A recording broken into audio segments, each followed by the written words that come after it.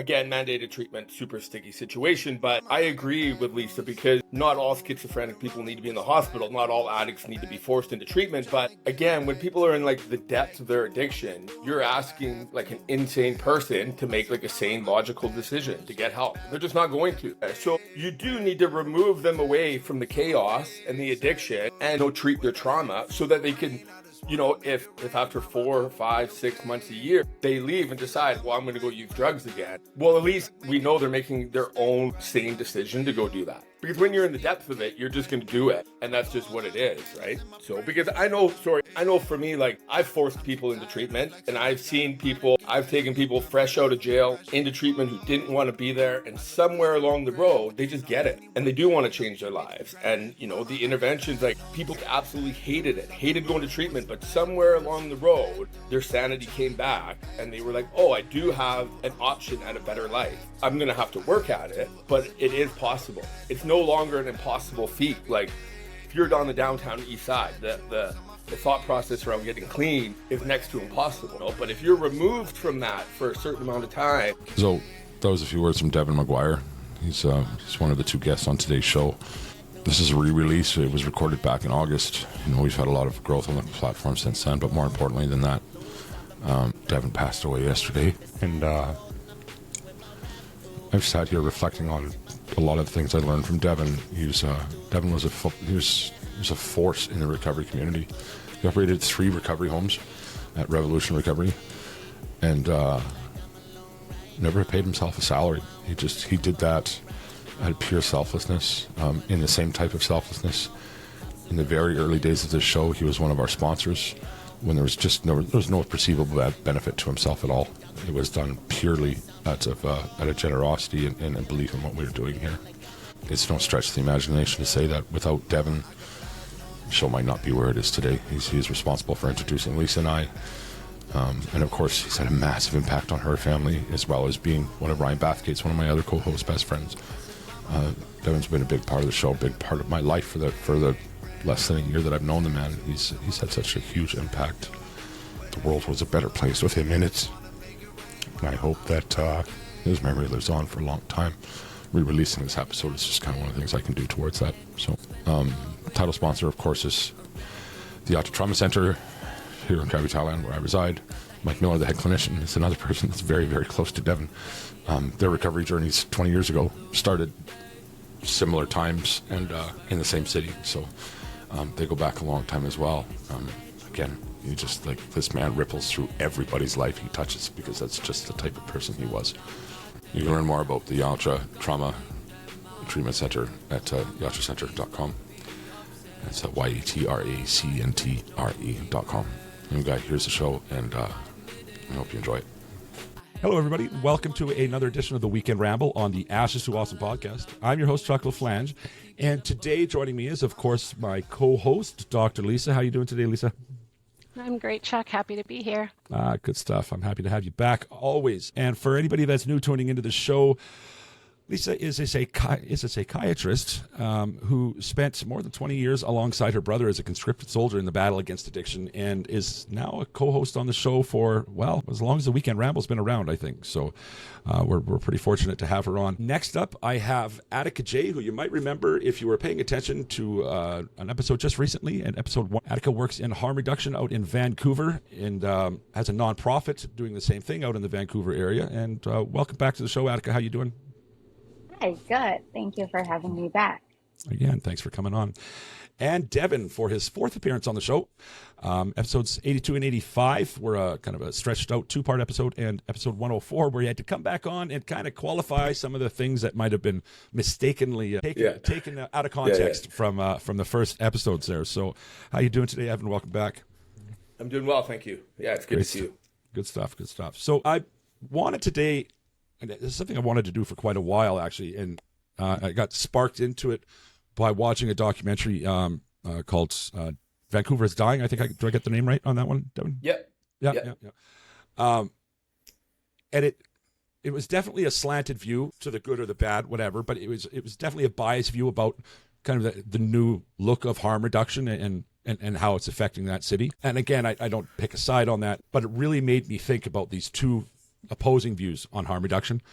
And, well, I just thought I'd have you guys in for a conversation about it. So, of course, you both have dedicated your lives to recovery, right, in some aspect or whatever. And you both Attica and Devin, you put your money where your mouth is, really, at the end of the day, right? Like you are. So it's obviously coming from a place of love of people and all that jazz, but you have some different opinions on it. And I really wanted to take a look at those and see, just have an open conversation. So, Yeah. where to start from here? You know what? I'm going to lean on Lisa here for this one, because I know your views on harm reduction have kind of evolved over time, much like mine have, right? So where are you at with the whole thing? Yeah. So first off, like you said, when you were just kind of introducing this topic, right, that these are these opposing views. I don't think they're opposing. Okay.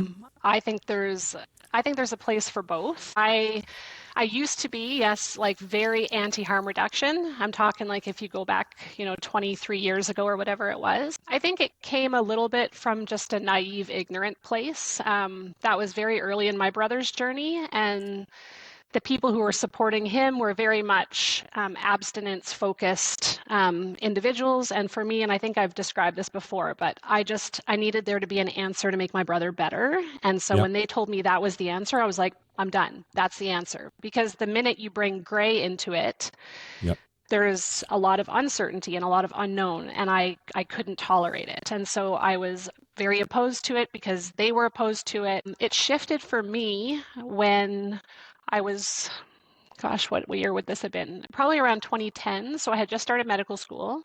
Okay. And I was working with some physicians that worked in a methadone program, and they were prescribing methadone, and these patients would come in to get their methadone, and I'd get to know them, and I was like, okay, you're married, you're raising your children, you're working full time, and it started to make me realize that maybe this is not an all bad thing for everybody. So I don't think they're opposing. I think there's a place for both. I am pro harm reduction in some ways, and I'm also very pro abstinence focused mandated treatment as well. So, so yeah, you definitely are on both sides of that coin. There. Yeah, right. Well, you said mandated treatment, so I guess we got to talk about that now, don't we? We should probably do it now because you never know down the road. That was funny for me, and being in Alberta here, where the whole landscape is about to change in a massive way that way. What I found out yesterday from a guest that I'll be recording with later on today, actually, somebody Devin, Amanda Stoller. Oh, yeah. Yeah. Great lady. So she's going to come on. She can only talk about her story at this point because there's still, they haven't really released the plans yet. So anything we think we know about what's about to happen in Alberta, we don't. Right? Yeah. Like there's some things I think that are kind of obvious, but we don't know what's about to happen. And I'm looking forward to the release. Whether or not I like the results or not, we will see, right? But, wow. Okay, mandated treatment. Let's start with you, Attica. What are your thoughts on that? My position was basically into mandated treatment because I'm from Indonesia, and where it's really taking it to a whole other level of mandated treatment. I mean, we have death penalty introduced into, so there's not only mandated treatment, but imprisonment, death penalty, even for possession. So strong position on war on drugs. I would say that anecdotally, I've been seeing more crimes ever since. In Indonesia, do you mean? Yeah. Okay. And because it's just a little bit different, I wasn't in Canada yet, but of course. What kind of changed me is basically my undergraduate thesis on harm reduction and basically my experience in the downtown east side first when fentanyl was new. So mandated treatment, I'm against the mandated treatment. So it's not so that I don't support people who recover. I definitely support that decision. And I think there should be a lot more beds available, and at the same time, harm reduction, just kind of like a safety net when someone's relapsed, because we have a mandated treatment and then they're going to come out, right? Sooner or later, they will be out, and oftentimes they escape. So what do they do when they escape? It's usually either they score, or if they're free to go, they may score again. And harm reduction is sort of like a safety net just to kind of make sure that they're alive for their next attempt to sobriety. So. I like that you said safety net. I think that if you put harm reduction in those terms, it certainly changes things. So in your opinion, Attica, is there no place for mandated treatment? And of course, looking at somewhere like Indonesia, I mean, I don't think we're anywhere near that, nor are we on any sort of slippery slope, or I don't think we would ever get to anything close to that. But as a whole, like, is there no place for mandated treatment in your mind? Oh, gosh, it's kind of hard to justify mandated treatment. Okay. And I in terms of illicit drugs or alcohol, even. Yeah. Okay. And I don't mean to put you on the spot. I'm just trying to get a sense of. So, No. Rather than say, Devin, what are your thoughts on it? I will say I think it bridges over nicely. You guys are both coming from a place of caring about people, right? So, and I know your thoughts, and I'm not going to speak to them. Yeah, well, just go to it, right? I will just ask you, right? Yeah. Well, what are your thoughts on it, right? It is like a gray area, and it's a sticky situation because, again, like, who is going to make the decision on who's going to mandate that person to treatment? But I do really believe that anytime there's crimes involved, it should be. You should have, again, an option between jail or treatment. And if you leave treatment, you go to jail. Because, again, most addicts lack accountability. So all we're doing, with harm reduction and this type of stuff is like allowing these things to happen and brushing it off. It's like, well, he's just an addict. He's not a criminal. It's like, yes, but he committed crime. So maybe let's mandate him to treatment instead of sentencing him to jail. With that, we would need stiffer like prison sentences, obviously, and I'm not for, but I am for, again, to a degree, mandated treatment. And speaking as a parent, Brooklyn, my daughter who's 22, if she was addicted to fentanyl, I would mandate the shit into her to treatment 50 times. I don't give a shit. I would. I don't care. Yeah. Because it's my daughter, and I would rather. I don't care if she hated me for it. I don't care anything. I would rather just do that as many times as it took, and force her to be into treatment as many times as it took, opposed to. Is it mandated treatment though? If you have an option, jail or that's not mandated treatment, right? Like, that's coerced. You'll always have an option in treatment to leave. Nowhere in that's not Canada what I mean, Devin. or North America. Yeah, that's not what I mean. I mean the jail or. Right? Like if I have options now, that's not mandated. That's coerced. Well, it is. Mandated, you still have to make a decision. Yes, so to a degree, it is still mandated. Yeah. Like you don't have the option of not going somewhere. You have, and again, I think if this only applies when there's crimes involved. Yeah, and that's specifically what we're on now. Holding people accountable is really important, obviously, right? So, I mean, that's like a major pillar of being in recovery and being clean and sober is holding yourself accountable, holding others accountable. So most suffering addicts lack that. So again, sorry, just one sec. And so, if again, try sending somebody to treatment and if they leave treatment, then they should go to jail because at the end of the day, they still committed crimes. That's true. That's true. So, I'll cut you off there, Devin. Before you go, Attica, and I know you got something you want to add to that. Lisa, you were about to jump in with something, and I believe we cut you off. So I want to give you your opportunity to speak to it. I think I was just going to interject that for me, it goes even a step beyond what Devin's talking about. I would be very content with there not being an option. You're going to treatment. Period. That's where I stand on mandated treatment. Now, I don't think that everybody suffering with addiction should be mandated into treatment, just like I don't think everybody who has schizophrenia should be mandated to live on a psychiatric unit. But there are cases, and I do this every single day. I assess patients every day, and I say, you know what? You're okay to leave. And I assess patients other days and go, I don't think you're safe to leave. You're going to stay. And that is like something that every psychiatrist in this country, emergency physicians, emergency docs are often the first people to certify a patient before they consult us to come in. And so we do this all the time. Why in 2023 we seem to believe that addiction is this unique rare disease where we don't trust ourselves to do the same things that we have been doing for years and years and years around mental illness is beyond me. So like I said, not everybody with addiction. I don't think we pick up a van and go around and scoop them all up and lock them in mandated treatment somewhere. I'm not saying that, but I do think that people with addiction, that there are circumstances where have the option of treatment or jail, they should be made to go to treatment. Fair enough. Fair enough. And you Well, and really especially, opened like, my we eyes. talk- Well, hold on, Devin. I'll get you. Yeah. Wait, because we're gonna give Attica her shot yet here too. So it's my job to moderate all this. I Right? But suppose. Lisa, you completely changed my mindset when you put it in those terms the first time. Right, about comparing it to schizophrenia or something else. Completely, because when I heard mandated treatment in Alberta, this program was about to be the anti-mandated treatment show. Right, like I was I was riled right up. Right, and then when you said that exact thing completely changed me. Right, so And I know I want to is a let difference Attica there. speak too, but I want to add one thing. I was thinking about this morning because I knew we were going to talk about this. I've been working in psychiatry going on 11 years. I can think of 3 individuals that I was involved in their care where they were forced into hospital for mental illness, where by the end of their stay, by the time of their discharge, they were still kind of bitter and pissed off about the process. 3. Okay. By far the majority of people, by the time they are leaving, they are thanking us for what we did.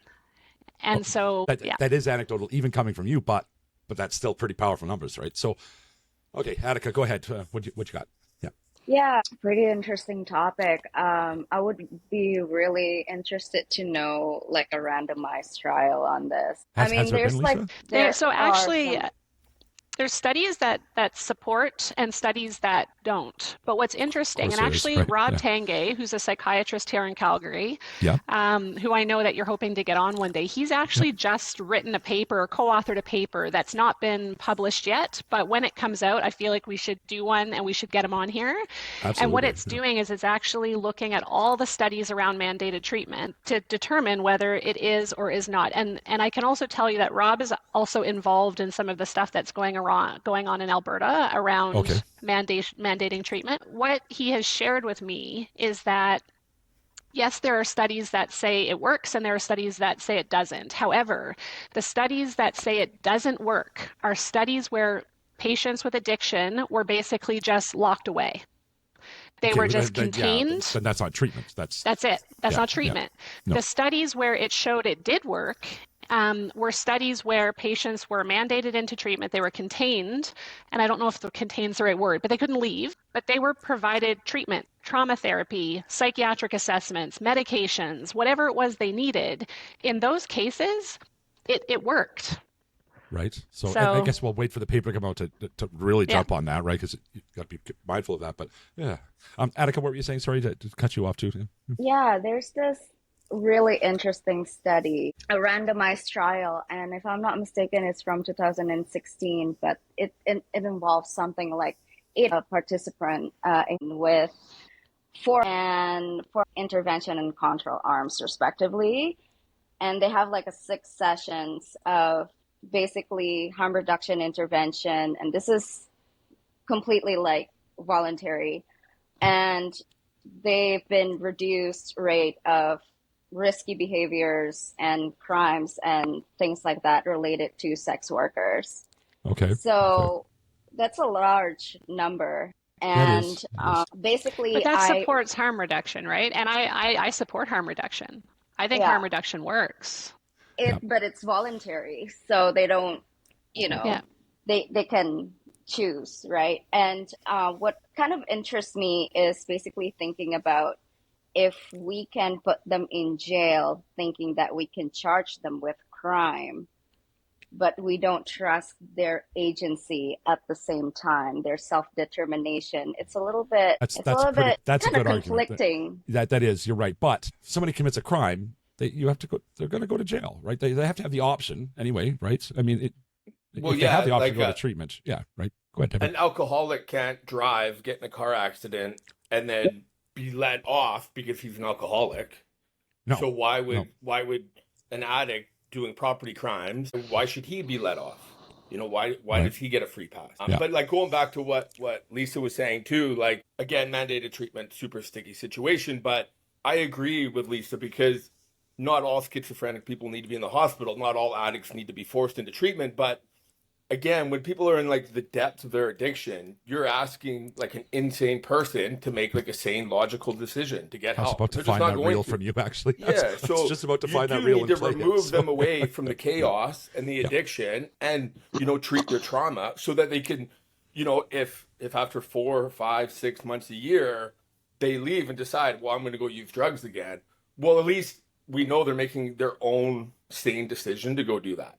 Because when you're in the depths of it, you're just going to do it, and that's just what it is. Right? And when we spoke about that, I know for me, like, I've forced people into treatment, and I've taken people fresh out of jail into treatment who didn't want to be there, and somewhere along the road, they just get it.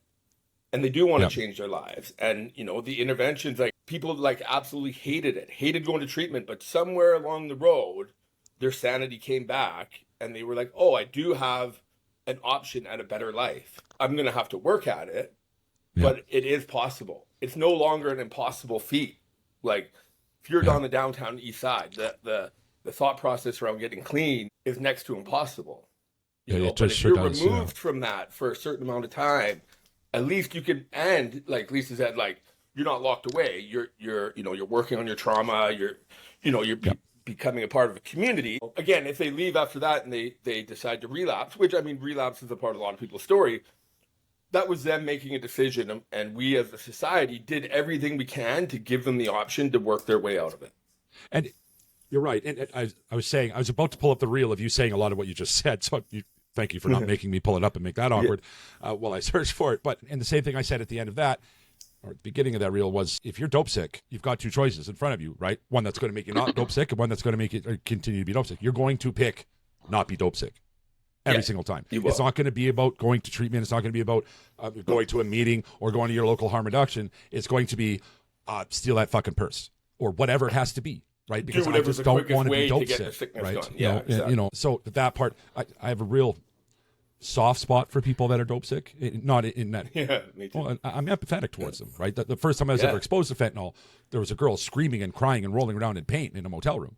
I'm like, what the hell? What's going on? I don't understand, right? So to me, that's just a human being suffering, and I don't really care what choices got you there. Now that sucks, right? So it does suck. Nobody's going to do that voluntarily, right? But the thing is the people that I've worked with that have kicked opiates and fentanyl with no meds, no anything else, their success rate is like 90%. Like is 9 out of the 10 guys, anecdotally, maybe not that high, but like it is high. We don't suggest people come off of fentanyl with nothing ever, but there are guys that want to do it, and when they do it, their chances of success are through the roof. They just are, and that's not a study. That's what I've seen over the years and years of doing this. Fair enough. Yeah. I think that probably speaks to motivation, right? If you're willing to come off opiates and you're declining things like Suboxone and methadone, it's like I just feel like you're at a point where you're like, I am done. Because I think the majority of people do want something. So I think determination, though, right? So, totally. And it's refuse that. So that's and it's a fear of ever going through it again. Like your fear of doing that again is so strong. Which it's a driver. But you don't have that. So. You don't have that fear when you have countless amounts of safe supply and harm reduction goods. So, and I don't get me wrong when I say this, I support harm reduction, just so we're clear. I just don't think it's the answer, but it's a major part of what we need to do. I think treatment and harm reduction has to go hand in hand. And I'm not saying mandated treatment. I mean, like, determinants of health, like these people usually have a lot of trauma, like especially in the downtown east side. I have a lot of empathy. I can imagine. So they have a lot of severe trauma, like just complex trauma. And at the same time, I think we need to offer a bunch more all these trauma informed treatments, but at the same time, like available beds, but at the same time harm reduction, just to kind of like make sure that you don't die if in the case you relapse, honestly, and because they keep on trying to kind of be sober, because it's not nice to kind of like shoot up every hour. Like no one likes that. I've never seen anyone who actually likes fentanyl. Like no one. So they just like, I want to argue that. I kind of want to argue that point because most people I know like fentanyl, but I agree with you. I agree with everything you're saying. That safety net is so important. It is. It's extremely important to have. And on top of that, listening to your episode, you're super amazing and you do a lot of really good work. So even though I'm going to probably argue with you a little bit, I do think what you're doing is really, really amazing, and there should be more people like you. Oh, there you go. So, and again, the mandated treatment is a small part of harm reduction. right? It's one of the it's just one of the things to talk about. And to be honest, I was going to kind of build up to that because I knew it was going to be kind of a passionate subject, but I opened it with it. So, damn my programming plans, right? But I think it's easy to like put these things head to head. And I feel like that a lot of good discussion is lost when it becomes a head-to-head thing. Because to me, like I said, it's not one or the other. Like we've said, we always say this on the show, there's no one answer to this problem. Damn straight. And we need all of it. We need more harm reduction. We need more Atticas in the world. I think we need mandated treatment. I think we need more beds in residential treatment programs. I think like we need more of everything. And it really, like I'm pro all of this stuff because all of it helps different people at different stages where they're at. And so I just think like the more that it becomes a this or that, I think that the conversation gets lost because I really don't think it's one or the other. Said. Really well said, Lisa. You're a very good bridge between all of this. And maybe more level-headed too. Me, I like to watch a good fight and I like to be a part of a good fight. And so it's easy for me. And hey, let's be honest, I own the Coliseum, right? So if you guys want to fight, we can have at it. I'm kidding. I was very, very careful in who I picked for this conversation. And as I said to you both, right, so that it can't get into a heated place, right? Because you're right, Lisa. You're very, very right. There has to be some, respecting of other people's opinions. Because I don't want it to turn into that. I want this to be a conversation about all the things and how we can just do better, right? So And to me, Chuck, it's not even about respecting opinions. It's about the fact that it's all needed. Right? It's not like I don't care whose opinion it is. And I'm not trying to say what I'm saying because I'm trying to be respectful of anybody. I just literally think we need more of all of these things because for different people, these different things are what they need. Fair enough. Yeah. Yeah, I think 100%. With people from the downtown east side, I would say that I've seen some people who are from forced treatment who enjoyed it.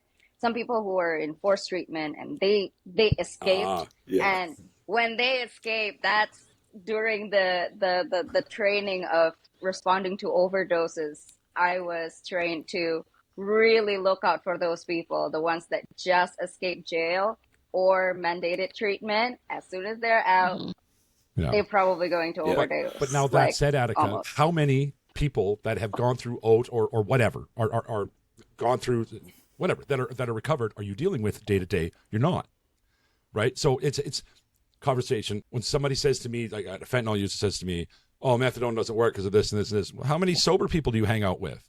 You're literally only talking to people that it didn't work for, right? Like how many people did it work for that you don't talk to, right?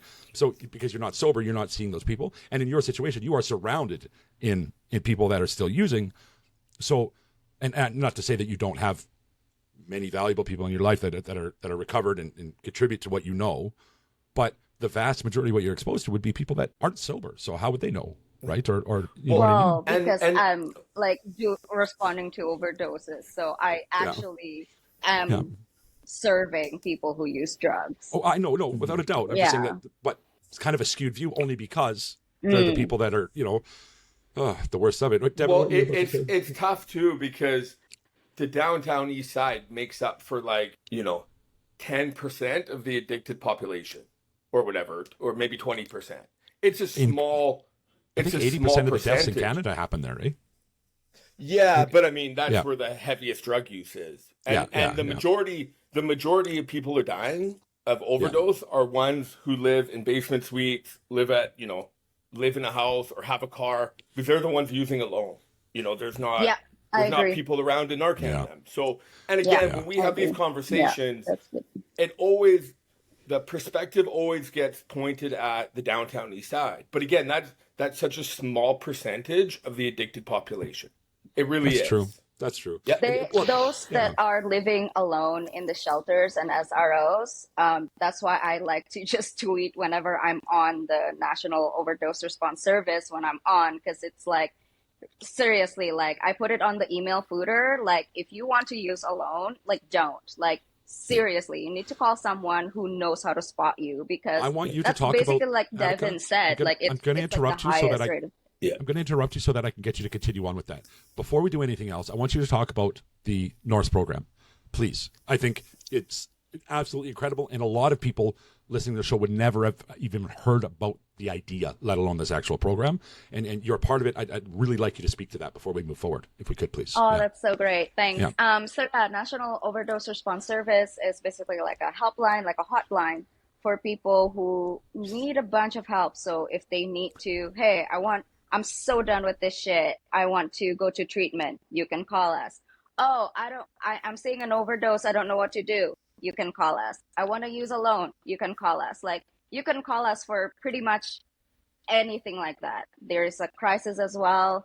So yeah, I got calls like, for instance, like, oh, hey, I want to use cocaine, or I want to use Benadryl, or I want to use Fent, or if they're on Dilaudid, like they can always ask us to spot them. And I basically would spot them for about 30-40 minutes and then make a conversation, oh, how are you doing? What was your day like? And things like that. And we're basically non-judgmental. You're ready when you're ready. So basically our job is just to make sure that they're okay and they're alive. And we have safety plan basically according to the person's needs. So for instance, someone has like a safety plan, like, oh, I want like my mom to get my Narcan, and I unlock the door, and we're going to like, okay, we only dispatch if they are not responding. So if I yell out their name, yell out their code, and they're not responding, then I'm going to dispatch emergency services. But or their plan, right? Yeah. Or their plan. They usually have a good plan. So if there's like the plan that I'm kind of like icky about, that I'm worried about, then I'm going to like, hey, would you be okay if I tell you to unlock the door and put the Narcan here instead of there? Or like, oh, can you put the dogs away so that if there's an emergency, people from ambulance, first responders, they will not get bit by your pit bull, So yeah, but it's usually just that is wonderful. There's been a couple programs like that, and it's free. But it's free, so right. Yeah. And what is the phone number or website that you got something else for us? I'll put in the show notes, of course, but for anybody listening. Of course. So yeah, basically all the calls that we got will be forwarded to me or any other responders at that time. So it's 8. That's a lot of 8. That's 8. Okay, and again, we'll put that in the show notes most certainly, right? And that's just in Canada though. So there's another line for the US, and in Canada they support French and English. So sometimes I respond in French too, but yeah. So is there a website too then? I think it's called norse.ca. Let me check. Probably. I'm supposed to know this. Yeah, you are. I could have checked while you were talking if I don't know. Yeah, norse.ca, right. NORS.ca. Yeah, right. So I think that's a wonderful thing. Yeah, I'd actually like to talk to them more about getting a little bit more involved and helping find some volunteers and the like, right? So, yeah. I have one other friend that's a part of that. I just learned this yesterday, that she volunteers for Norse as well. So I thought, that was pretty cool. So, yeah. Oh, the volunteers there are so great. Yeah. So, well trained. Yeah. Yeah. Where to go from here? See, the pinnacle of all this is supposed to be harm. Can I interject? Yeah, go ahead. Yeah. Just something that came up earlier. So I feel like another thing about the downtown east side, and so my most recent trip out to visit my brother, I actually took my daughter and my niece to the aquarium. And I mean, I don't know my way around Vancouver at all, right? So I like stick it in the map to get back to the house. And where does it take me? It takes me the entire length of Hastings, right? West Hastings, East Hastings. I have never seen anything like that in my life.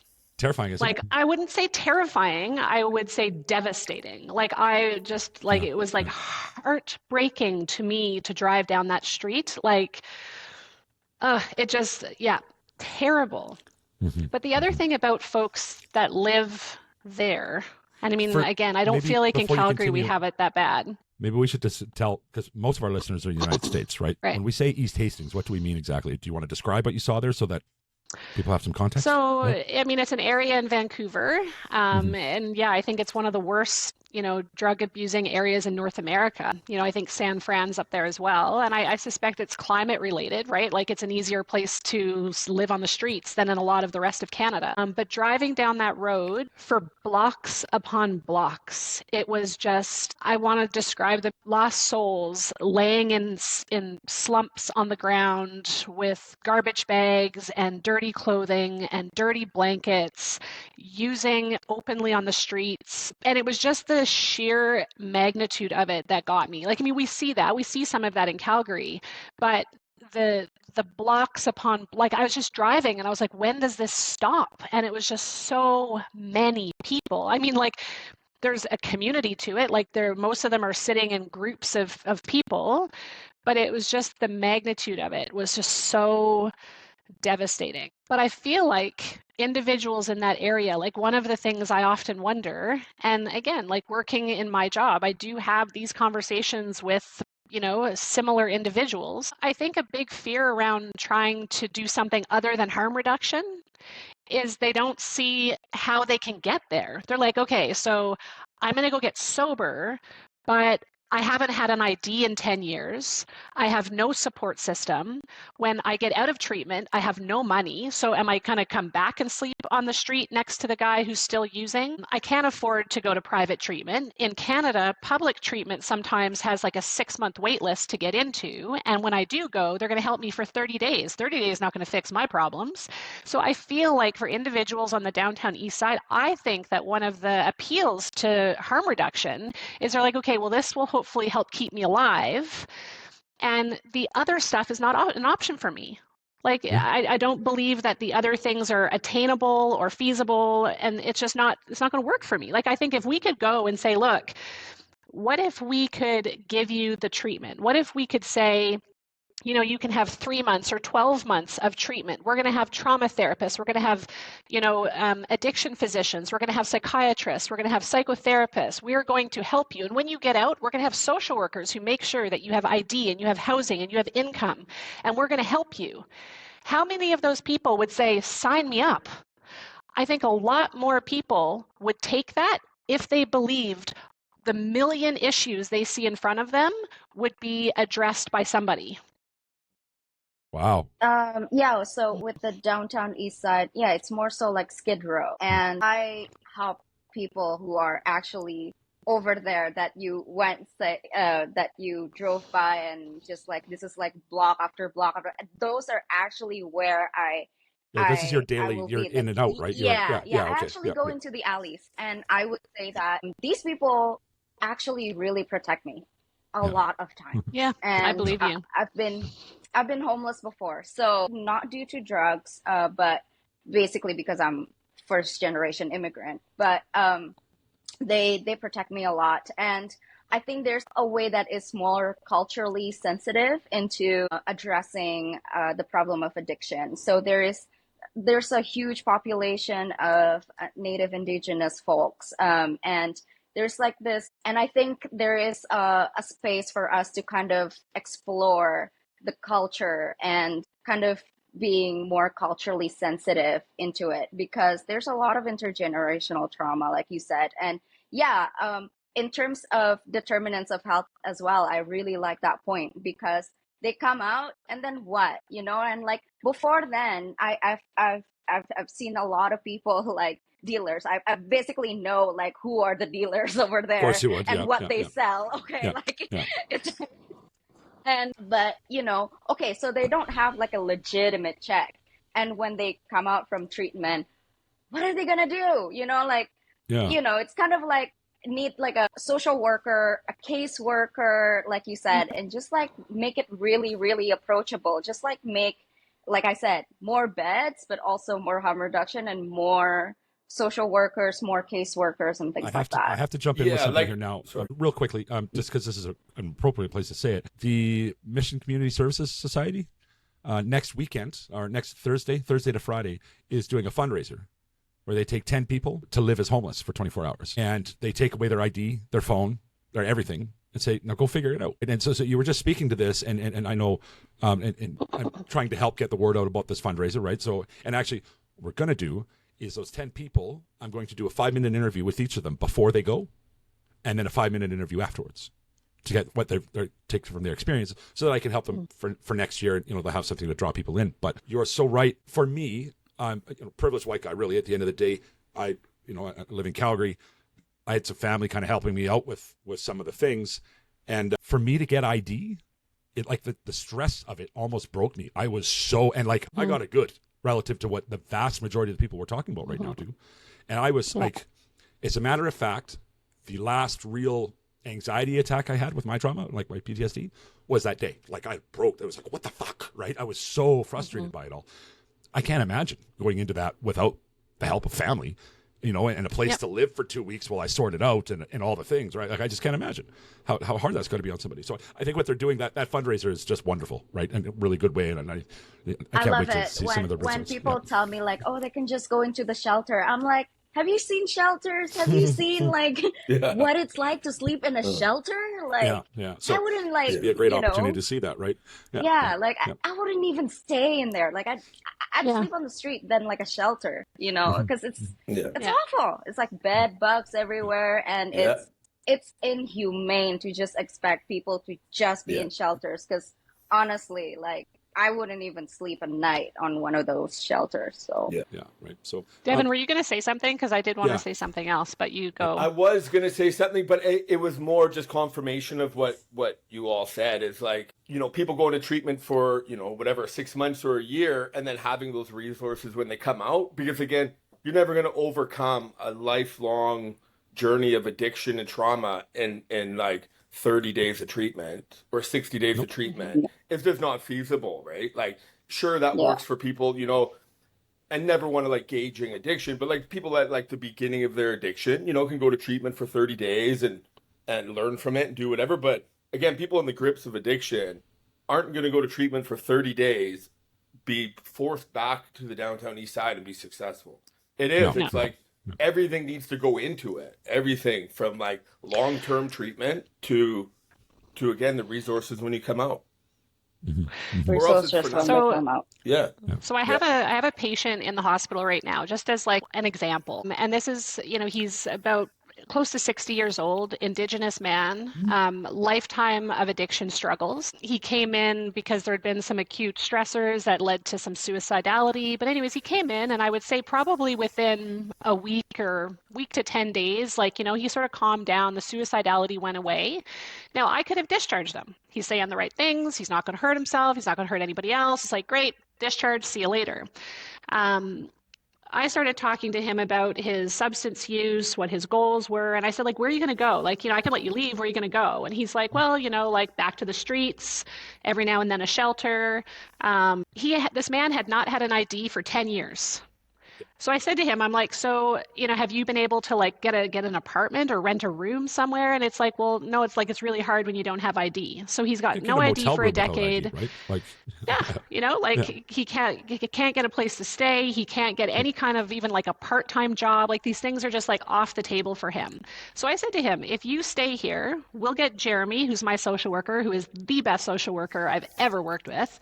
I'll get Jeremy on board, and why don't we do this? And so then he's like, I said, can I get the addictions team involved in the hospital? He's like, okay. So now he's been in hospital with me for going on 3 months. He's voluntary now. It wasn't in the beginning. He's working with the addiction team who are seeing him 3 times a week. He picked up his ID 2 weeks ago for the first time in 10 years. We're looking at housing options for him to go. He's been sober this entire time. He now has off units. He goes outside. He goes on passes. He's not going out and using. But I feel like in the beginning, if I had said to him, yeah, I'll just discharge you, he would have literally just felt like, you know what, this is it for me. Like, I don't get more than this. Like, discharge me and I'll go to the shelter. And when you put it and say, this is the alternative option, we can do this stuff for you, he chose that. You know, and so amazing. Again, I feel like there's a lot of people in a place like downtown Eastside Vancouver who I think are there because they don't believe there's an alternative for them beyond harm reduction. I've seen that there's a lot of learned helplessness that I really like to talk about this to everyone I've seen, the victims of trauma. I also have a lot of trauma when I was growing up. But what I see from people in the downtown east side is basically when they're using, they usually like to talk a lot, and there's a lot of talking to do over there. And oh yeah, I've watched some of your social media stuff there, your posts. It's what, a what lot is of that talking. called again? Sorry, for the listeners if Solace they want to check that out. In the alleys, solace in the alleys, as in solace like wisdom or okay, refuge. That's something to check out, right? Yeah, there's some short interviews with people in the alleys, and they like to talk. Yeah. And where is this? Is this like on Instagram, right? Facebook or Instagram? Yeah, well, I upload them on Instagram and they're like YouTube. So like basically some people saying like, oh, well, I got introduced to cocaine when I was crack cocaine when I was 8 years old or things like that. Basically saying that there's a lot of reason why people are addicted to what they're addicted to. And there is this learned helplessness that sort of perpetuated over the years that victims of addiction, they see that, oh, the system worked against me again and again and again. Why do I even bother to try? And I think there is a space for there's a reason for self-determination, promoting self-determination, and basically giving them, hey, what about if you choose just a little bit better this time? Just today, just this time that you choose to use a clean syringe, and just like incremental, like really slow, but just let them kind of build up into that eventual goal of choosing whatever very good for themselves. So that's my favorite strategy, so that they don't feel like they're helpless. And it's definitely a workable strategy. Devin, what were you going to say? There's something I wanted to go on about, but you were about to jump into something. I don't remember. I don't think I had it in there. Must have been a lie. No, I'm just enjoying. One of the things Devin said earlier, though, is you're expecting an insane person to make a sane decision, and I mean that's a scientific fact, though. Like if you take somebody who's active in addiction and you put them in a functional MRI machine and you look at their brain activity, their frontal lobe is shut off. Yeah. Okay, your frontal lobe is where you plan, you consider consequences, you think about the fact that you care about yourself, that you love your mom, you love like whatever, you love your life. It's literally not functional. And so that's where, for me, that's why I am pro mandated treatment in certain scenarios, because it's the equivalent, and yes, I'm going to say this and it's going to sound extreme, and I mean for it to sound extreme because to make people think about that side of it. But if you had somebody who had mental retardation, and that is still a term, intellectual disability, low IQ, call it what you want. If you had somebody like that and they were like, well, I'm going to go sit in the middle of the Deerfoot Highway and just see what happens. As society, would we stand back and go, okay, well, that's your choice. Go for it. Well, or if you had a 3-year-old, would you do that with a 3-year-old? Okay, sure. Go sit in the middle of the highway. That's what you want to do. We wouldn't. Yeah, well, that's why there's a crisis intervention, right? And I really, the strategy is basically just really talk to them. So I'm also in crisis intervention, basically preventing people from jumping off the bridge. And it's basically like, all right, in the span that we're talking right now, can you put that knife away? And that span that we're talking right now, would you step away from the bridge? But it's always so tiny, just little, tiny, mini, minuscule steps that they can do just to make them safe. Yeah, and it's more so like a request most of the time. But the highway's not a knife or anything or a bridge. The highway she's talking about is fentanyl. So why are we just allowing people to poison themselves without intervening and forcing them into help? Is I think what Lisa was trying to say. We're not going to let somebody just go walk down the middle of a highway. We would probably put them, in the psych ward to do an evaluation. But the highway is fentanyl. We're not doing anything to stop people from using fentanyl. And again, more than that, it's obviously complicated, but it's somebody who doesn't have the capacity, as you've both said in different words, right? It's somebody that doesn't have the capacity to not go on, to make a good decision about sitting on that highway. Unfortunately, their brain isn't working, right? So, that's tough, right? But then it is. It's complicated. It's because this is what I've heard from people is saying well, I'd rather heroin than fentanyl. Heroin is more lasting, and fentanyl is just you have to shoot up every hour. It's I can't even keep my job, And then, well, okay, well, what about a prescribed supply? And then it's well, it's not the same high. And so I was offering a good high, but a safe high and at the same time working on the trauma and all the determinants of health and housing and paycheck and things like that. Get them involved in the society. That's why I think safe supply is stupid. Yeah. I actually do think it's stupid because for as long as opiates have been around, people have wanted the strongest opiate. Even way back in the day in the States, in the hoods, dealers would purposely overdose a group of people to get all the customers. Like people, you Yep. know, that guy has the overdosing heroin. Let's go to him. So Without a doubt, yeah, and- the reality of that business. unless you're right, giving fentanyl to fentanyl addicts, the other stuff isn't going to be good enough. And you know what I've noticed a big thing since like Safe Supply came out, in like 20, the market for morphine and Percocet and things like that is way bigger than it used to be. They are so readily available because people get them, sell them, and buy fentanyl. So like, because the guys I play sports with who aren't, you know, in recovery or addiction, they love Percocets, they love morphine, and their opportunities to buy it have like tripled because there's so much more of it now. Is that though? But most of those street level drugs now, unless you buy it from a pharmacy, it's probably fentanyl. Well, that's what I mean. Right? The Like, pharmacy yeah, like, is giving yeah. it to a fentanyl addict as Okay, Safe Supply, and that guy is now selling it Yeah, that's to other true. Yeah, people. yeah. Yeah, and that's yeah. because again, why would they take their hydromorph when it's not going to do anything?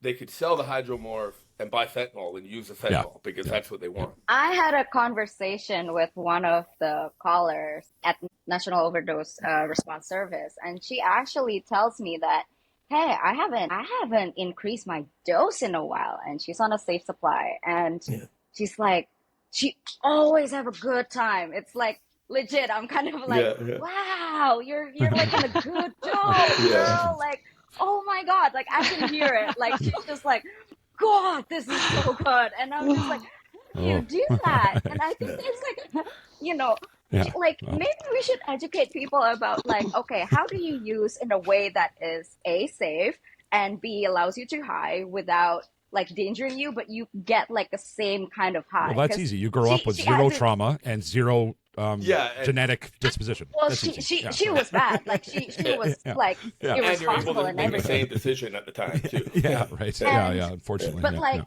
now she never overdosed, and it's easier to sort of talk about sobriety when you are not intoxicated, like in a Completely. in whatever drug that is. I mean, there's like a xylazine too, which is basically for horses, right? Like it's not even for humans. And it's so hard to talk about, like Devin said, like it's kind of hard to talk about sobriety and all these things that are good for you if you're fried. So how to kind of mitigate that is also to give you what is kind of safe, you know. You're either for high you or to- physically dope sick. How do you ever get the chance to talk about it? Right? So that's so- we get back to mandated treatment, right? Yeah. And this is, But I more agree. of a, Sorry, go ahead. Lisa, wait, they're it's done. okay. Yeah. Just about, this is just a personal experience story, but I remember, over the past 5 years when my brother was not well at all, times I would go see him, and the whole purpose of going to see him, like he was not well, his life was falling apart, and just wanting so bad for him to let us help him. Like we just wanted to help him. And I would have conversations with him, and I knew, like, he's not even hearing me. No. You know what I mean? Like I'd be conversation and he'd be nodding off. His eyeballs would be going in different directions. And this is, and again, mandated treatment, but this is just it. Like I couldn't even have meaningful conversations with my brother. Like he was so out of it. And I remember him saying to me one day, this was about 2 years ago. I remember him saying, I wish I would get arrested. Because he was like, I can't stop. Like, I can't do this. And he was terrified because I said to him, but then come. Like, I've always said to my brother, you can call me up at any hour. I'll come pick you up. I don't give a shit where you are. I'll come get you and we'll drive. Like, I don't care. I'll take you to the bush and tie you to a tree. Like, we'll just go. And he was terrified. And he would say to me, I wish I would get arrested because he wanted the decision taken away from him. And this is a guy who had a family there saying, hey, we'll put you on a plane. We'll fly you to a resort treatment center in Thailand. We'll do whatever you need. And he was so terrified of that decision, of that journey of getting sober, that he couldn't grab onto it and wished the police would arrest him and throw him in jail. Wow. You know? Oh, so, Yeah. That speaks, that wraps up the whole thing. It doesn't wrap anything up, so I'm sorry. It really envelops kind of that side of the discussion. I'm not going to call it an argument. I'm going to call it a discussion, right, about mandated treatment. And there's so many, you just love how I'm trying to do the dance here, right? Yeah, it's good. It's really good. So, Attica, you've seen all of these different instances where these people could talk them, make their own choices and how it's better for them to get there. Without a doubt, somebody choosing to go to treatment or choosing to recovery is going to be the better way 100% of the time. And then, Lisa, you see patients in your own experience as well with your brother and that, where that just wasn't the thing that was going to happen. And of course, Devin, you as well, right? So Lisa, you said it right. It's not an argument. It's a conversation. And there's so many, it all comes together. And I think we're all looking for the same thing at the end of the day, right? Nobody's trying to punish. Nobody's trying to, make this a punitive thing. Yeah, we all want the same thing. We all want people to get their lives back and know that they're worth it at the end of the day. Yeah, right. Yeah. Oh, wow. So.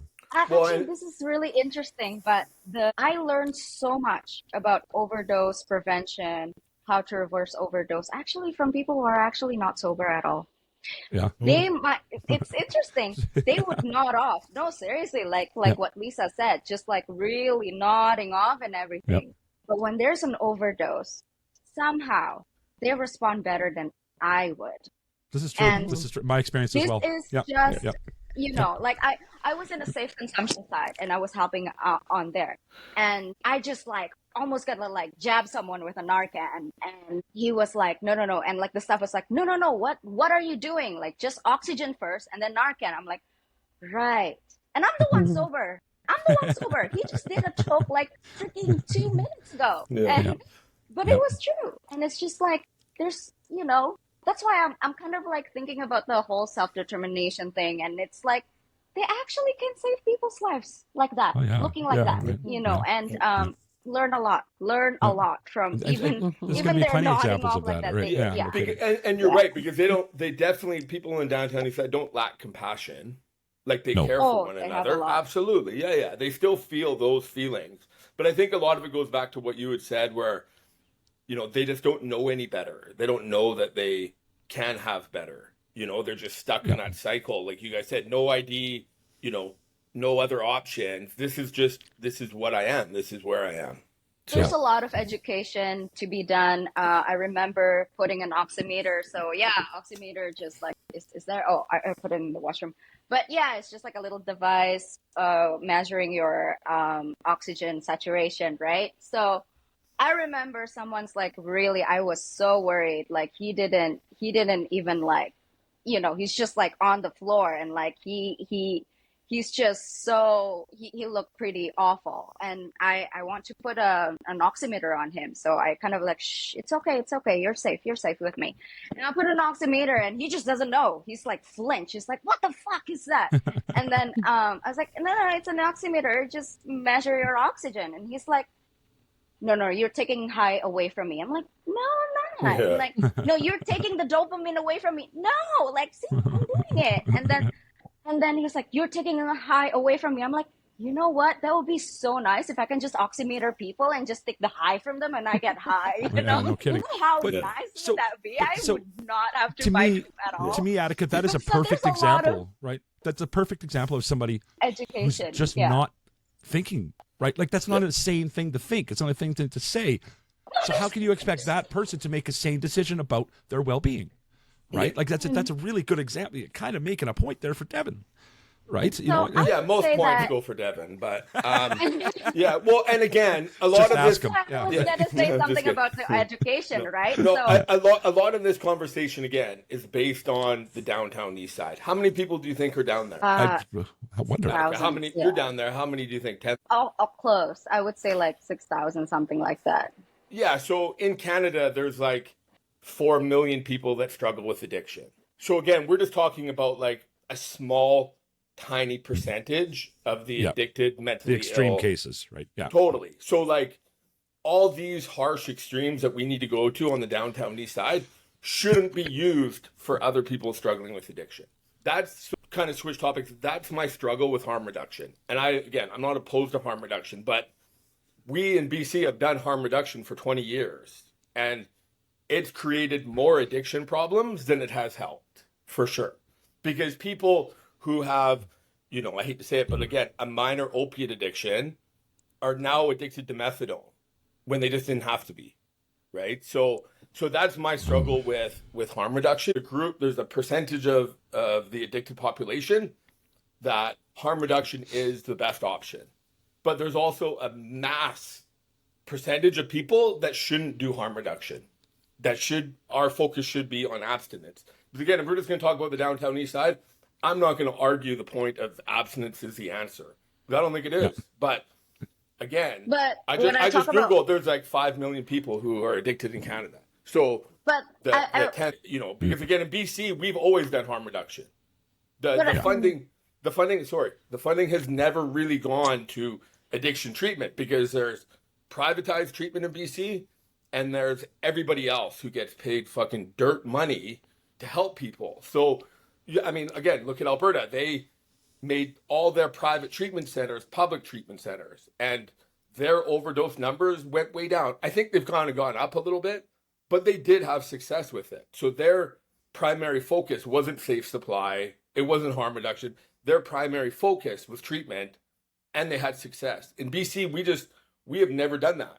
We've never gone like, why don't we make treatment centers free for everybody? We just don't. I think treatment should be free, yes. Absolutely. And when I talk about the harm reduction, I actually was talking about the systematic reviews, the randomized trials, which basically from parts of the world. It's not just downtown east side. And in regards to the numbers of deaths, there were definitely way more deaths before naloxone was actually free. Oh, for sure. So you can't argue with Narcan. Nope. Anybody does, I would tell them to shut up. And that's basically harm reduction because you're essentially saving lives with a Narcan. And I remember buying $50 for a kit, and I was in high school. I was like, the heck is this? You know? So like, there were like lots of deaths and people died like flies because it was the first few days when fentanyl was new. So, I think to call Narcan harm reduction, not so much, but. Well, it's definitely one of the aspects of harm reduction, right? It's a tool, for sure, but it's not. Yeah. Well, harm reduction is also about the clean syringe, and we had an overwhelming number of HIV prevalence before clean syringe was introduced. Having a clean syringe should not be a crime, and it's better to have a clean syringe than using dirty syringe to prevent you from having HIV and things like that. 100%. And that's basically harm reduction as well. Yeah. So, all right, you can use drugs, and that's bad. And we all agree that drugs are bad. But an incremental change is using a clean needle instead of a dirty needle. Absolutely. Incremental. Yeah. Yeah, huge. And it's super needed, and it is a very important thing. Absolutely. And I guess for me, yes, clean needle better than dirty needle, but holistic, all-around support and treatment and abstinence and recovery beats the clean needle. That's the next step for me. You know what I mean? And so you said something, Lisa, a long time ago about harm reduction that really will help me to kind of move to that side as well, or to support it more. When you said that to you, harm reduction was an opportunity for connection with people that are having a rough go, right? And I think that validates harm reduction onto itself. Yeah, that to me is like the biggest piece is that, well, one is keeping them alive. It's keeping them from, contracting deadly viruses so that if they do want to become alive or become sober one day, that they're not going to die of AIDS. But I think a huge part of it is that it's like people like Attica who are out there doing this harm reduction work, who are speaking to individuals who maybe have no one else who seems to care about them, and to remind them that there is help available. And if you want to take the next steps, we can talk about what that looks like, and, building that rapport. I think that increases the chance that someday somebody takes those next steps. Absolutely, it does. Yeah. Right. It shows them love and compassion. Absolutely. Yeah, like I said to this multiple people, like, okay, why do you even bother about learning how to reverse overdose? Or they are homeless. What if you're like coming over there, you smell like this really awful infection from their feet? But it's like when I reverse an overdose, especially when I'm just alone and it's really stressful, you see someone overdosing in front of you and I see them coming back alive, and it's kind of like, oh my God, hello. It's like a rebirth, like that's why. This is a new life for you. This is like a chance for you to like get sober. And I've seen people actually like old, and that's the first thank you I received. Usually there's no thank you. Okay, you don't usually get many thank yous. It's a pretty angry rebirth. They're pretty angry. Like do push-ups and things like that. It's just bad. And I'll speak to something that Attica, you and I spoke about in our episode there. In the few times, and I'm nowhere near the exposure that any of you would have been around. Well, I can't speak for anybody, but the few times that I've had to Narcan and help somebody, there's never a thank you It's a sorry, and that is fucked to me. That is fact. That's a mindset that is terrible. Right? I It think speaks to so. I shame. always tell, Right? yeah, they're right? so How about, embarrassed like, and ashamed. I don't need to thank you. I don't need that at all. But like, you should be thankful to be alive. That should be your first thing, not being sorry for making somebody save your fucking life. Right? Like, I actually, and and that's the whole mindset around addiction. That yeah, that's I a really remember sad thing. this one person who is so old and a regular, and I remember he basically 2 months ago he overdosed, and it was like at the curb of the street, and I ran like across, not ran, like swam, okay? And then he basically said thank you, and he was crying so much. And usually when someone is old, I'm like, oh gosh, like I really want you to kind of be better, like I really want you to be better. But sometimes like saving their lives is actually all it takes. Like he didn't know my name. I know him, but he didn't know my name. And now he's actually in recovery. He's like, Wow. that's it. That's a glimmer of hope is what that is. I was putting right? a young woman saving my life, and my life was almost like done. And basically that's like his wake up call, like, okay, I'm recovering now. And he's really old. And I wish he there doesn't was have a more of phone, that. so. Yeah, that's so amazing. And I wish there was more of that, because I definitely got a whole lot more fuck yous than I did I'm sorry's or thank yous or anything. Yeah. So that is Yeah. amazing. Wouldn't it be like, that would be the most amazing thing, is like you can Narcan somebody and they were grateful for their life back and then they wanted help. Because that's that's an awesome story of that guy. Yeah. It's It fine really though. is. It's like, it's fine. Like go be Yeah. mad, go be mad, but at least you're, totally. well, fuck you. You're alive, so go ahead. Maybe sober is like an option right now, Yeah. So. And I understand the anger, because getting instantly dope sick is not a good time. So No. Well, it's not only that, like they didn't know they OD. Some of them, I know. They're super I- Most of them just wake up, right? Yeah. It's just they wake up like, who the heck is she? And of course, I know. my experience, like, and I'm hey, sure it's dude, similar. you had a bad dope. Hey, just like, what the fuck is going on? In my experience, they almost always ask for a hoot right away, or another shot or whatever, right? And it's like, fuck. To get out of the it's- sickness. Yeah. I always tell them, hey, I don't want to Narcan you, okay? Like, it's an N word. Narcan is an N word over there. Like, I always dude, I don't want to Narcan you. Like, you need to like, I always like oxygen. If you want to wake first, somebody up and that's then- nodding out, say Narcan. Yeah. Right? Yeah, you just threaten them with Narcan. Don't do that. Yeah. Yeah. You got to bring it up, and they're like, whoa. No. I'm doing always jumping tell them, jacks like- now. Watch me go, right? Yeah. Like, I always tell them, like, hey, I didn't want to Narcan you, but you were like, really, this is like a bad dope. Okay, bad dope. I'm so sorry. Like, I didn't want to kill your high, but. Yeah. Oh, wow. This conversation could go on forever, guys. I know. I'm really glad. I think there's a lot of trepidation for me coming into this episode, just to make sure I had the right people, right? Because this could be a very emotional topic for people, right? So I'm glad that we do have the panel that we do. Some people are so close-minded, right? They are. They think that what they believe is the right way. When again, in actuality, we may have a different thought process on how to get where we want to get people, but we all want the same thing. We want to show love and compassion. We want people to get their lives back. We love people. We want people to get healthy. Just because we take a different route to get there, it doesn't mean one's right or one's wrong. I said, I have my struggles with the harm reduction, because it's such a blanket thing when it just doesn't need to be. So I think the words are important there. Wording is important with aspects of harm reduction, right? Because some of it is necessary and absolutely wonderful. Yeah, absolutely, dude, 100%. Right? So we have to be mindful. So when you say I have a problem with harm reduction, you're going to get phone calls and emails. Yeah, right, because you said that, right? Which I'm good with. I'm just saying, right? But but when there's aspects of harm reduction that you're not okay with, that's a different. 100%. That's a totally different like message, said, right? So many people, they didn't expect. This is like pre-fentanyl, but so many people didn't need to be put on methadone. They just didn't. They could have gone through a week in detox, and then was never addicted to a pharmaceutical, but. Because we've just done harm reduction. You could just walk into the doctor and be like, I'm addicted to opiates, and they're like, well, here's a prescription for methadone. See, and that's in British Columbia. In Alberta, how is it? Because I know in Saskatchewan, it's actually quite hard to get on, because there's only like 3 doctors in the whole damn province or something that were able to prescribe. So it's actually quite a process to get there, right? So how is it in Alberta, Lisa? How easy is it to? I think it's pretty easy, and I Yeah. actually find Okay. that, and I mean, I work in the hospital, I don't work in the community, and I used to work at an opioid dependency program doing psychiatric assessments, but it's been a few years since I did that now.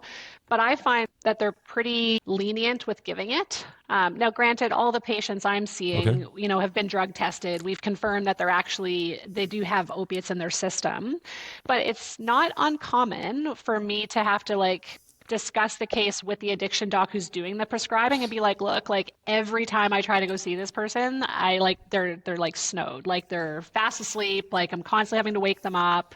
Like, should we be reassessing their dose, or should we split their dose so they're getting some in the morning and some in the night, or whatever?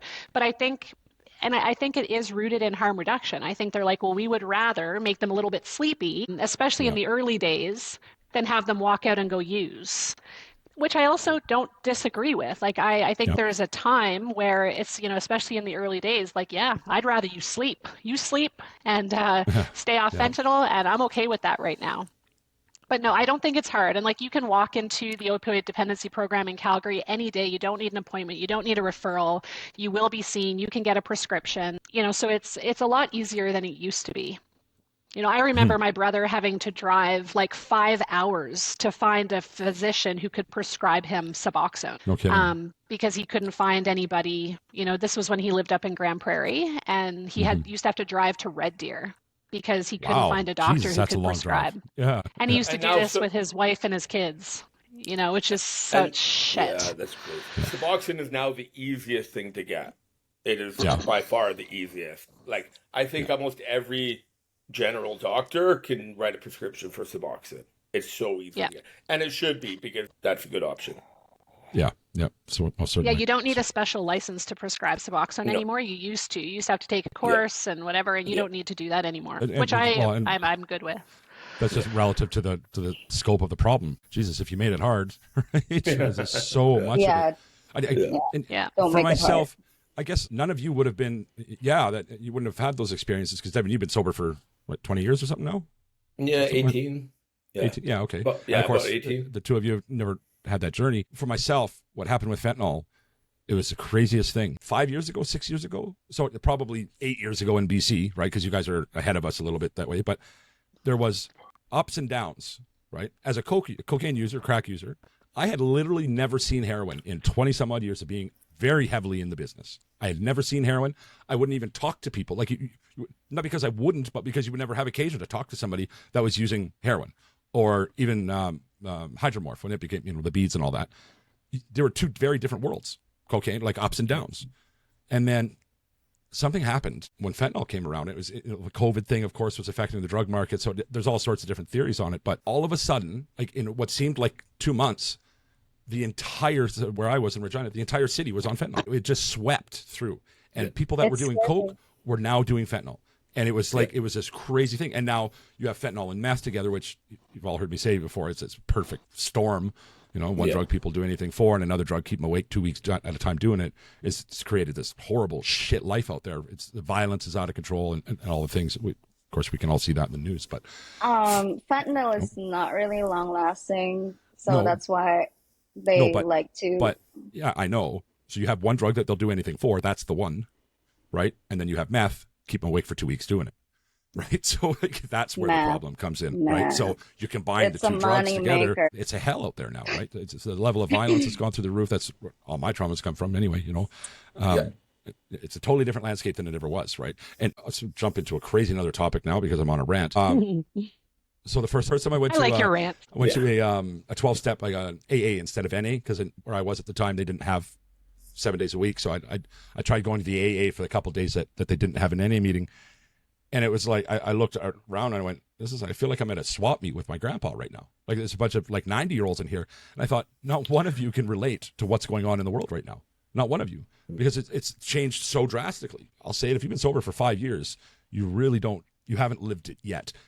In your industries, it's different because you guys are around it all the time, right? So it's you get to see the effects of, and quite often, experience the shit that goes alongside it, right? But for me, when I walked into an NEA meeting, it was like, I don't relate to any of you here, right? Because the world has Which is changed too so bad, much. because at the end of the day, addiction is addiction. It doesn't matter if it's sex, gambling, fentanyl, cocaine.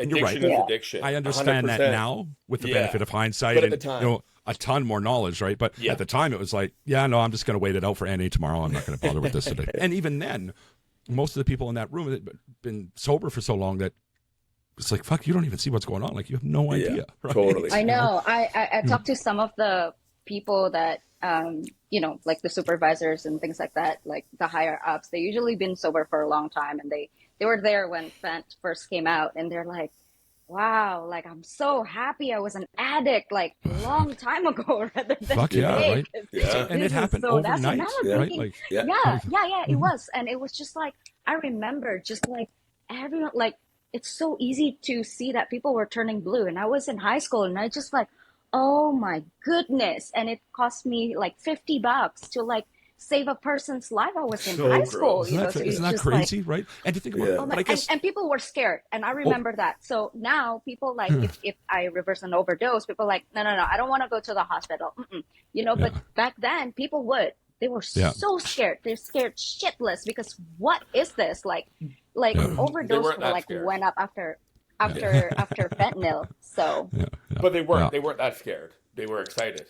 And that's just what it is. It's the way it's always been with opiates. Whatever is the strongest opiate is going to be the most popular. It's just what it is. It's not going to. That will never change. I think she meant scared after the overdose, as opposed to probably, not scared of the drug itself. Right? People as a whole, like addiction as a whole, they weren't scared. They were. It was an exciting time. No, I'm talking about like the Anyway, again, we could go on for a long time here. I think it's a good time to kind of wrap up the episode, though. This conversation's not over either, I would say. You know, most certainly.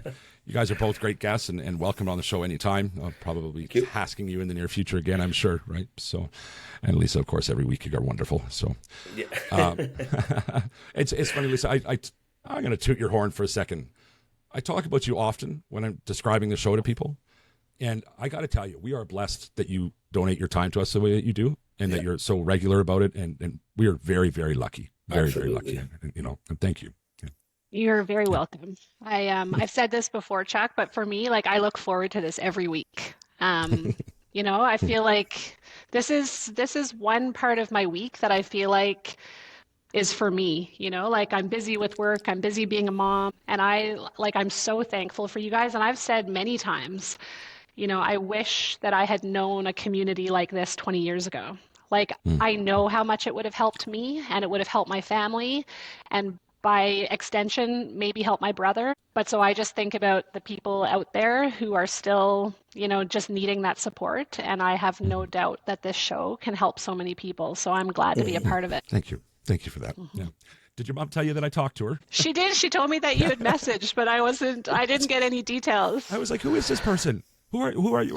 And I even, so through the Chuck LaFlange Facebook profile, I just invite everybody to be my friend, right? Because it's about exposure and all that. And I invited your mom. I didn't even realize it. So then she said hi to me, and I was like, who the fuck is this? Right? I had no idea. I hope you said it like that, too. I did not say it like that. And I'm really glad I didn't when I figured out who it was, right? But so we had a bit of a conversation there. I invited her to come on the show eventually, so, you know, maybe one of these days she'll jump in for a Family Friday, and, you know, we'll get to get her experiences as well. Attica, you've got the J Initiative. That's your nonprofit. You've got J Healthcare Initiative. J Healthcare Initiative. Okay. And the website for that is J Initiative, though, isn't it? jinitiative.org? Yeah, .org. Yeah. Okay. J-initiative.org. Okay. Solace in the Alleys. How are people going to find that? Again, I'll put this all in the show notes, but we got to have it said, right? The Instagram, Solace in the Alleys. Okay. I actually been like kind of pausing that project, but excited to. There's still a ton of content there to look at, though. So, and I know I watched a bunch of it there that day. It was pretty cool. Conversation. It's just really cool. It leaves me inspired for. We have, you know, on the 31st coming up here is a, you know, National Overdose Awareness Day. It leaves me inspired about what I'd like to do downtown Calgary. So, you know, and maybe get out there and have some of those similar conversations, right? Yeah. So, Lisa, I hope you got the 31st off, because that's definitely something we want to do here in Calgary. I'll make it work. I'll join you for anything. Awesome. Okay. And on that note, hey, to the listeners, guys, it is National Overdose Awareness. You know, the purple ribbons are there for August 31st. Pay attention, you know, and, I don't know, help out with a cause somewhere in your community. Do something, at least just pay attention. You know, if nothing else, the people we lose are so much more than a statistic or how they passed. So, you know, we got to keep that in mind, and we got to keep doing what we can do to spread that message. So, yeah. Memorial Mondays are back. I took a bit of a break from doing them. Partially because we're into video episodes now, so it kind of changes the dynamic how to do that. Also because of the time that goes into video, right? We're only doing 3 episodes a week now, and I have spent more time editing than ever before. Not a week's gone by I haven't had to pull an all-nighter since we got into video. So doing the 6 episodes a week was just simply not sustainable. I'm glad that they're back now, so pay attention. They'll be about every 3rd week is what we're kind of doing that way, kind of rotating through the other aspects of the show week to week. We did just put one out this last Monday. They will continue to come out. That brings us to my favorite part of the show. That's the Daily Gratitudes. And we'll do the thing, edit. Devin, what you got? You got a couple for us today? Well, I'm just always forever grateful for the guys that I work with, the clients that are in the house. That is and will always be my happy place. So I'm grateful for all of them. Yeah. Great. Attica, what do you got? I'm grateful that I have the opportunity to talk to all of you this morning. And we are as well. That's so cheesy. But that's the thing about Daily Gratitudes. Often I have a guest on and they're trying to come up with these grandiose kind of things they should be grateful for. And, sometimes it's for a cup of coffee and sometimes it's for a conversation. And this thing about Daily Gratitudes, just find something to be grateful for, right? So. Oh, and I'm going to go to the hood today, so. Oh, yay. Excited. Guys, the downtown east side, my folks. Yeah. There you go, your people, eh? Okay. Lisa, you got a couple for us. I know what your first one is, so what do you got? Always the same. My brother is about 9 days shy of 5 months sober right now. Amen. And I am grateful for my brother, for him fighting. That's what I'm grateful for, because I know it's not easy. And he's fighting and he's trying, and that's what I'm grateful for. There's nothing better in my life than when my brother's well. Jesus, almost made it through an episode, you fucker. Aww, it's not an episode if you don't cry. Fuck's sakes. Okay. Anyway. And I'm grateful for all of you, for sure, most certainly. You know what? The other day, as I was building the new website, listeners, check that out too, a2apodcast.com. That's A2A podcast. I was building those profile pages. And of course, all of you guys are on it, right? So I kind of took this screenshot of these profile pages and it's looking at it and going, holy shit, like where the show started and where it's at now. And I'm looking at all of you and the other, my other co-hosts, and I was just completely awestruck by where the show has come to from where it started. And I could not be more grateful, right? So, and the final gratitude goes to the listeners, always to you guys, listeners. If you are on Spotify, drop a comment. If you are on Apple, do the review and the ratings process, please. And wherever you are, if you're seeing the logo, we're on all the social medias. Drop a like, a comment, do whatever you can, please. Anytime you do any one of these things, you are getting me a little bit closer to living my best life. My best life is to make a humble living spreading the message. The message is this. If you are in active addiction right now, today could be the day. Today could be the day to start that lifelong journey. Reach out to a friend, reach out to a family member, call into detox, go to a meeting, do whatever the hell you need to do because it is so much better than the alternative. And if you are the loved one of somebody who's suffering an addiction right now, just taking the time to listen to our show, and for that, I'm very, very grateful. If you could just take one more minute, text that person, let them know they are loved. Use the words. You are loved. That little glimmer of hope just might be the thing that brings them back. Oh, that time it went real. I like that. I'm going to